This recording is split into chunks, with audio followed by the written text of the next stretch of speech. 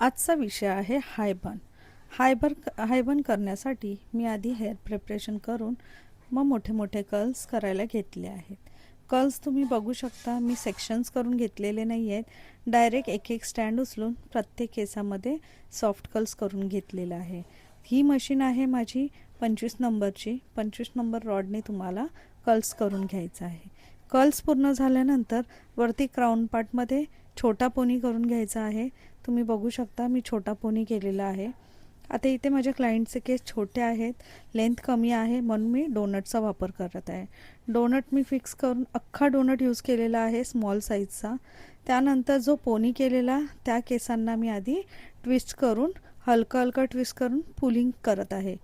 पुल केल्यानंतर तो जो पुलिंग राऊंड आहे तो हलका आपल्याला डोनटवर पिन करून घ्यायचा आहे. पिनांचा वापर मी इथे U-पिनचा करत आहे.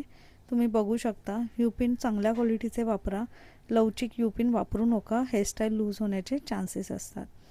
त्यानंतर खालून मी छोटे छोटे पार्ट उचलून तिथे पण मी U-पिनच्या साहाय्याने फिक्स करून घेत आहे. खालच्या केसामध्ये मी 3 सेक्शनमध्ये ट्विस्ट करून हलका ट्विस्ट करून वरती पिन करून घेतलेला आहे. आता जे ट्विस्ट केलेला होता तो जो स्टँड आहे त्या स्टँडला हलका पुल करून डोनटवर आपल्या ओव्हरलॅप करून आपल्याला डोनट पूर्ण कवर करायचं आहे त्या केसाने.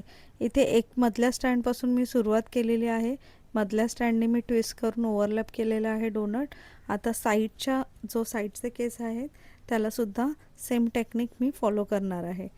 जे इयर टू इयर मी फ्रंट सोडलेले त्यातला मी अर्धा पार्ट घेऊन बॅक कोमिंग करून वरचे जे केस आहेत ते छान क्लीन करून घेत आहे. थोडंसं क्रीमचा वापर करा फिनिशिंगसाठी. क्रीमचा हात फिरवा जेणेकरून जे बेबी हेअर असतील ते छान बसले जातील. आता हलकं ट्विस्ट घेऊन जे साईडला जो बन केलेला आहे तिथे पिन करून घेत आहे. पिन मी U-पिननेच केलेला आहे आधी फिक्स. आता सेकंड पार्ट उचलून त्याला सेम टेक्निक ट्विस्ट घेऊन पिन केलेला आहे. दोन्ही साईडला तुम्हाला हीच टेक्निक फॉलो करायची आहे. हलकं बॅक कोमिंग करून हलकं ट्विस्ट करून साईडला दोन्ही साईडने तुम्हाला असे पिन करून घ्यायचं आहे. फिनिशिंग खूप इम्पॉर्टंट आहे, सो तुम्ही थोडंसं क्रीमचा वापर करा. इथे मी आता जे केस सोडलेले होते त्यालासुद्धा मी पुल करून ओव्हरलॅप करत आहे बनवर. असं तुम्ही ओव्हरलॅप करून घ्यायचं आहे. आता हे जे स्टँड आहेत ना, जे आपण फ्रंट व्हेरिएशनचं पिन केले त्या स्टँडमधून आपण हे ट्विस्ट करून आपण पिन करतो आहे.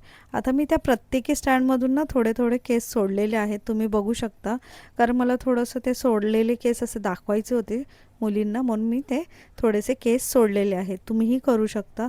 जर तुम्हाला सोडायचे नसतील तर तुम्ही आतमध्ये ट्विस्टिंगमध्ये तुम्ही ॲड करू शकता. पण मी त्या ट्विस्टमधून थोडे केस सोडले जेणेकरून थोडं बन आपलं क्रिएटिव्हिटी आणि दिसायलाही छान वाटेल.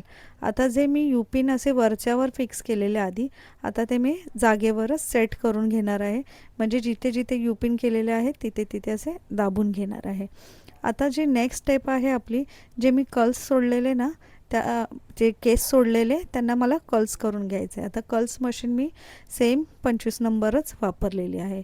आता जे फ्रंटचे जे स्टँड आहेत, फ्लिक्स म्हणू शकता किंवा स्टँड म्हणू शकता, त्यांना मी सेम कर्ल्स करून घेतलेले आहेत. कर्ल्सची डायरेक्शन बघा, फ्रंटला मी आतल्या साईडला कर्ल्स करून घेतलेले आहे.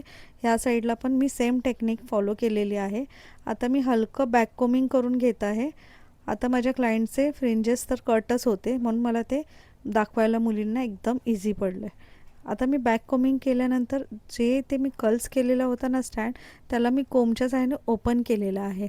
मी एकदम असे स्प्रिंगसारखे ठेवलेले नाही आहेत. मी ओपन करून छान फिनिशिंग स्प्रे, होल्डिंग स्प्रे आपला असतो तो यूज करून छान बेबी हेअर वगैरे जे असतात त्याने मी क्लीन केलेलं आहे. आता ॲक्सेसरीज तुम्ही इथे तुमची चॉईस, तुम्हाला जी ॲक्सेसरीज लावायची असेल ती ॲक्सेसरीज तुम्ही लावू शकता. ही हेअरस्टाईल झालेली आहे माझी कंप्लीट.